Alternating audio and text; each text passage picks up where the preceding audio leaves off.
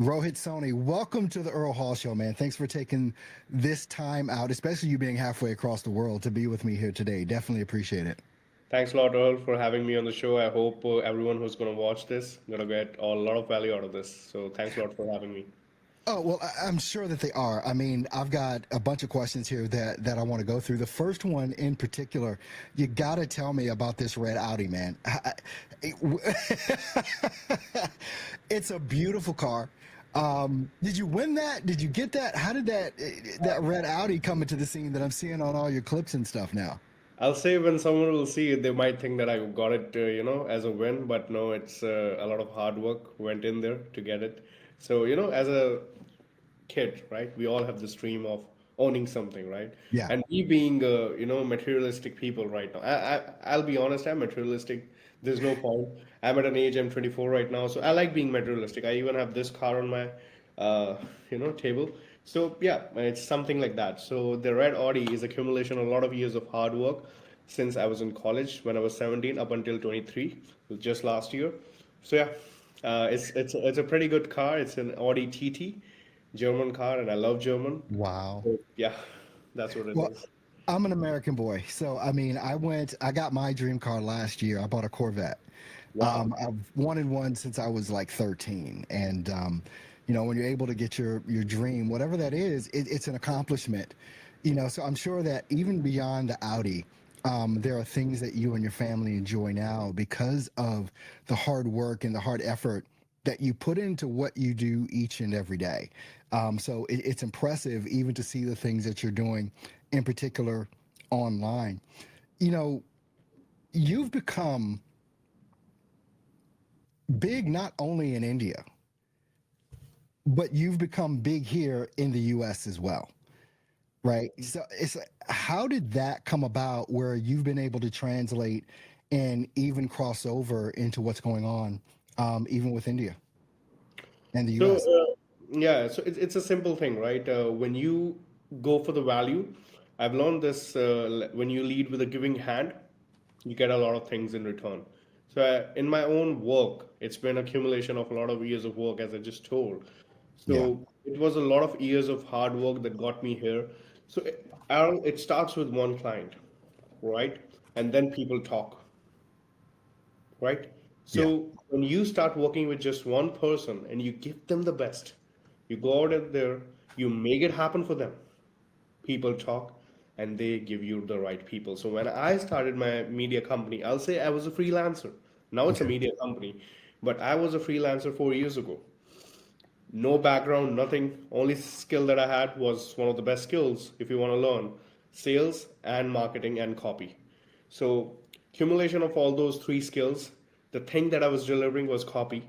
That what I was making my clients money was through marketing, and how I was closing them because of the sales skill. So, accumulation of all those skills made me who I am today. And when you do the right stuff, people talk. And you know, I wanted to pitch to clients from US because I thought that was a bigger need, not that much in India at that point. Right now, it is a lot. So Mhm. at that point, when I started pitching to them, as I said, people talk about you, they give you referrals. That's when you become big. So it's accumulation of hard work, leading with the giving hand, actually helping people from hurt, not just out of okay money, taking money. Because if you're Yeah. into that mindset that you just want to make money out of this for the sake of making money, you're not going to enjoy what you do. Like, oh, you do podcasts because you actually enjoy, not just so that you have a bigger reach. That Yeah. is the outcome, right? So money is always the outcome. Being famous, creating an impact is always the outcome to me. The most important thing is, what are you doing? Are you working on your skills every single day or not? So to Right. me, skills matter the most, and that's how people talk very good about you, like you said. So me being a lot more talked about in the States than my own country is accumulation of working in the best way possible, I'll Yeah. say. I mean, in India as well as in the US, I mean, especially going back, let's just call it 10 years, freelancing was really the thing that people wanted to really do. They thought, as probably you thought and I thought, that was the way to Mm. get financial freedom and time freedom. Um, we both know now that that's probably not the case in most in most scenarios and situations that are out there. how did you or when did you discover that, you know what, in order for me to up level what it is that I'm doing and to actually achieve the life that I want, it's not going to be this client paying me $500 or this client paying me $200 or this, whatever, just client by client by client. When did you kind of discover that there was a different path for you to actually ultimately receive what it is that you wanted to achieve? To me, it wasn't. Yeah, I completely agree with you. It was never about $500 or $700. It was like, how many more people can I impact? How can I do it at a larger scale? How can I give more people more value? How can I bring more results to clients? So when you're in this space Earl, of entrepreneurship, the one thing that I've learned is the more you do, the better you get. Mm, More skills you have, the more you can make. So I always focused on making, my skills better, how more value I can provide my clients, what else I can do. So a $500 can easily become a $1,500 client if you just add value and generate them revenue. mm-hmm. So it's just those small little things that help you scale your own work, scale your client's business. And in India, there's a term called, I'll say, Atiti Devo Bhava. That means, that's a Sanskrit word. It means guests are God, right? And so as your clients. So if they are paying you, you got to do it for them, right? I'm not saying that you got to become a slave to them, but Right. if someone trusts you with their hard-earned money, you got to bring them the results, right? That's so true. I mean, even what you mentioned earlier about learning sales and marketing, and I've coached so many different people on it's like, okay, you know how to do the thing that you do. Like, I'm a voiceover artist, so I know how to do voiceover. But most people know how to do that craft, but they don't know how to build a business around that. When you're dealing with people, is that kind of the scenario or situation that you're trying to, in some instances, coach them out of? It's like you need to add these other two or three skill sets onto what it is that you're doing in order to actually have a real impact. Yeah, because I can be the best copywriter, right? Hmm. But if I don't know marketing, how can I, generate my clients' results? So there are Right. two types of people. So I'll just talk about my industry because I know better than anyone, at least in Hmm. the area I am in, on how that works. So I have met copywriters who are one of the best copywriters, but they still don't make that much money than I am. Why? Because they don't know marketing.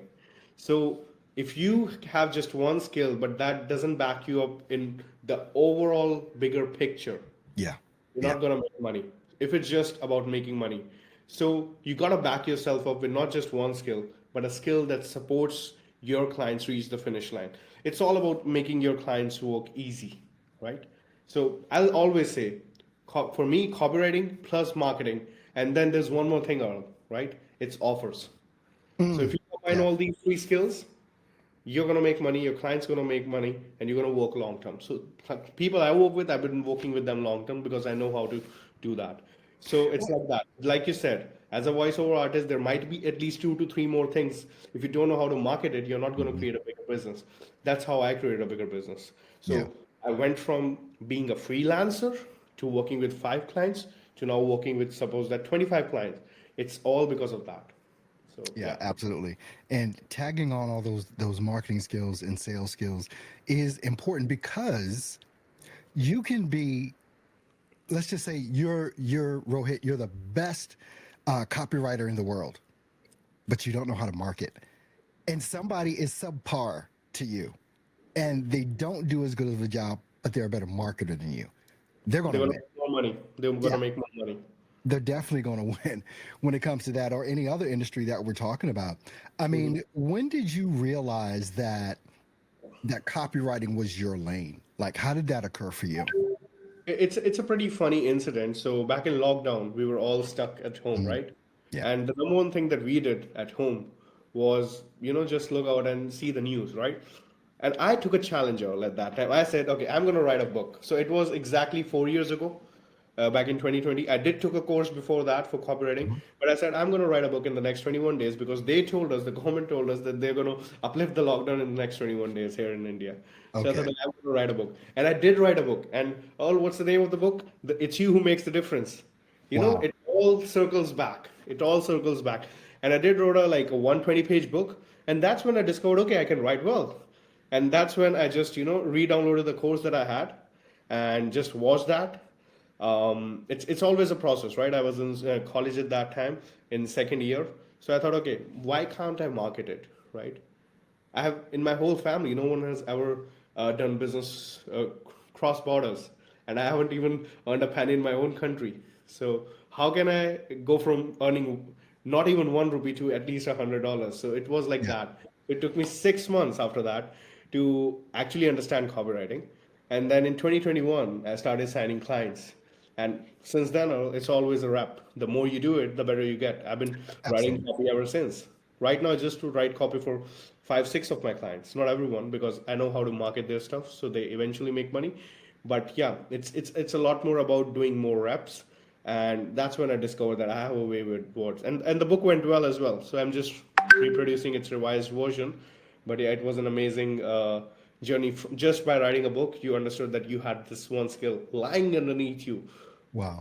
begging to come out, and then right out of the gate, it came out. I'm more so of the guy that has the gift of gab, right? Um, just to be able to talk. I'm not a very good writer when it comes down to it, but I know that COVID, during that time, it taught us a lot. Some people excelled during that time, like you did. Others just kind of faded by the wayside. And I'm looking at now, just a few years later after COVID, we had the influx of AI that just happened just over a year ago. And now more and more people are getting into that AI side of things. I know that you train and you coach, you do TED Talks, and you're talking to people that actually want to become copywriters. What are some of the main struggles that you're seeing these new up and coming copywriters have? And do you think that things like Chat GPT are interfering with that authenticity? I'll say my business has grown 3x since ChatGPT. And you're going to agree with this when I'll do this explanation. It's simple. The more people use it, more templated and basic it becomes. And Mm. it's more normal for people like you and me to see that stuff and say, okay, okay, that's ChatGPT because that looks like that. Yes. And the Yes. more you do it, the trust level goes all time below because who's going to trigger emotions? Who's going to People. become the Dan Kennedy here? Yeah. Who's going to People. become the Justin Goff here? It's got to be me, right? Yeah. Doing that for you. So that's why our business has actually increased because of that. And how it's going to help a newbie copywriter? Research. Earlier, before that, we used to research on Google. Now you Right. can easily do your research on ChatGPT. You can get a lot of data from there. If you know the principles of copy, you're going to make your clients a lot of money. Yeah. It's simple. If you're running ads and if you use my copy, you're going to make money because I know human behavior.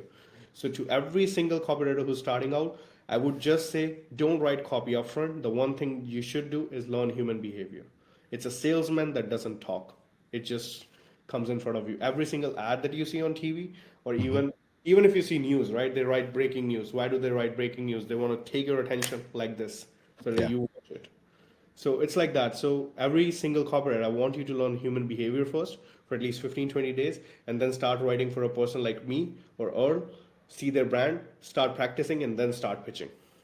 Yeah, it's something when you do understand human behavior, and even that translates over into this into the sales part of this whole thing as well. It's like even the sales team that I lead, it's like if you're doing more talking than that prospect, there's something wrong, right? It's like how do you get to understand what that person's needs are, what their fears are, the things that are keeping them up at night, the immediate problem that they want to resolve. And until you know that, you don't even know if you're able to help them. You might have a general understanding. Yeah, we can probably help you, but at the end of the day, you not knowing who they are is disassociative with them. And they know you don't know who they are. And when you understand that human side, that human behavior, and you're able to tap into that as another human being, not a quote unquote salesperson, but someone that is a student of human behavior, it makes everything Yeah, so much easier. The conversation goes better, everything. I agree because I feel like if you describe people's problem better than they can, or they're Right. gonna love you. They're gonna work with you. So that's the job of a Absolutely. salesman, right? If you describe my problems better than I can, and you do have a valuable solution, and the price doesn't exceed my budget, I will be Hmm. working with you. So again, that comes the language that I use that comes right out of the copywriting gate. because that's Yeah. what I do for a living. So yeah, it's like if you describe my problem, what I am struggling with, better than me, you're gonna make a sale, you're gonna make a lot of money, and then you're gonna give results as well. So that's the circle that we live in. I mean, you've been into this now going on, well, 3 years, as a copywriter. Who were like some of the people that actually influenced you and maybe that you studied or something like that to even become the version that you are? Obviously not copying anybody, but the version that you are. Who were some of those folks that influenced you, if there were any? Yeah, I'll say May. I'm very good with dates, right? I don't forget dates. So Hmm. May 18th, 2019 was the day I watched this ad of Jason Capital. I don't know if you know Mm. Jason Capital. No. I watched his ads regarding email income experts, and then I took that course. I told you, no, before Hmm. COVID, the first COVID, I already learned it, how to do it. It's just that I never used it. I never realized that this is something I could do.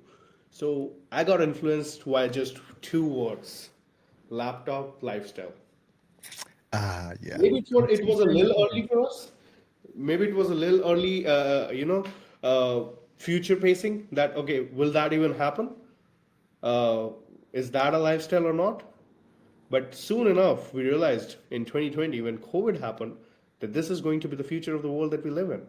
Hmm. And I guess those two words influenced me a lot. And Jason Capital, the way he coaches, influenced me a lot. I always give the credit where it's due. And then I learned it from Mike Shreve as well. I took his course. Mike Shreve, Jason Capital, I'll say, and then a lot more other people. But that's the most two influential people I learned it from. And yeah, wherever I go, I just take their name because you got to give it credit to the people who have, kind of influenced you always. Oh, So yeah. absolutely. I mean, learning from these great guys and doing the studying that you've done, and I can tell even looking at your Instagram feed that laptop lifestyle is a big part of that Instagram feed that you have in there.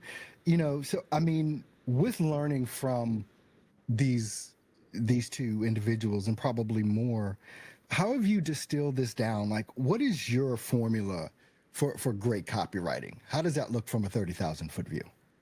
I'll say people talk a lot more about hook. I'll say hook, but I'll say three things just: problem, agitation, solution. Okay. Hook them up with, because the attention span is all time low. It's like 3 or 4 seconds at max.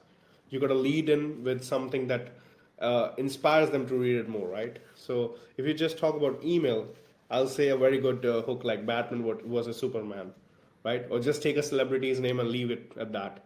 Like you just say Kylie Jenner, exclamatory sign. Yeah. That's it. People are gonna That's read it. it, right? Right? Or like something like Jim versus you, stuff like that. So just catch their attention first. That's what I'll do, right?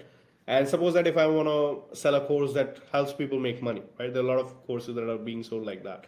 So the one thing that I'll do right away is the hook could be money versus you, or something like negative that starts with you're not going to be rich ever again. People are going to read that. Yeah. Take their attention first. That's the first key. Second, and the most important, is the three-step formation I use: problem, agitation, solution. I talk about the problem. Are you someone who's struggling with this? Then I relate with them. I get it. I have been there. And this is what I have discovered, so that they go on a human being journey. Okay, Rohit understands my problem better than I can. Then I throw rocks at the enemy. Who's the person who's stopping them? It's their beliefs. It could be their parents as well. I Yeah. won't say. It could Yeah. be their colleagues. Then I throw rocks at the enemy, and that's where I start agitating. And then when it's all said and done, I'm gonna come up with the biggest superhero of it. That is the solution. And the Yeah. solution is the course that my client is selling. So it's a very simple process. If you know how to do it, you're gonna make, it It work for you. very it's very similar to the process that I use even in content creation, whether it's a video that I'm putting out, because it all starts with that packaging, right? That hook. Like if we're on YouTube, the first thing you see is that image and you see the words, Yeah. right? And so many people make a mistake by trying to put too many words on there. It's just kind of like you said, Kylie Jenner, exclamation mark. They're going to click on that, but if you've got 12 words, no one's reading that. Right. So you've got to be able to package it, is what we call it in the content creation world. The packaging is the first thing that people see. And if you don't get the packaging right, kind of like you're saying, the hook right, nothing's going to be right from there on out. Exactly. And there's so many different metrics. I love the metrics like on YouTube that you can check to see what's working and what's not working. How is it that you're using like content creation in your own business to impact not your own business, but to draw on clientele and other types of things like that? Like, what's your home base? Where do you hang out? So how do I get clients, right? That's the question. Yeah, through content creation or yeah. I get clients through two to three different ways. One, I Mhm. do have an appointment setter that gets me calls Oh, booked. That's one way. And even in those calls booked, I lead with a giving hand. That is, I provide them samples so they get an idea about my work. But before mhm. even that, I qualify that we are a good fit or not. If I think that's a good fit, we're going to work with them. We're going to show them something in the first 7 days. If they like it, we only continue. That's one way, right? The other way is usually like the 50% way is now at this point is referrals for me. And if I just talk Perfect. about content, how do I generate it through content? I can do some reels that talks about copy and that can go to the right person. That's another way. So there are three different ways. But at some stage, you got to get a lot of referrals and you got to get a lot of work on your plate. So you have to decide which is the right person I'm working with. And to any copywriter or any marketer who's listening this, if you think at any point you are unable to do it, say no to it. There's no point of getting I someone to love spend that. their hard-earned money on you when you don't know how to do it. People sometimes say, "Okay, you're getting money. At least get the business, and then find someone who can do it." That you should do at a very very later stage. You first gotta understand that at least can you bring the results, or the other people at least who you are contacting with, they're gonna bring you the results. So that's one thing that I always keep in mind You know, because I I. think too, when you're talking about what you just said, which is so key and vital, can you actually do it?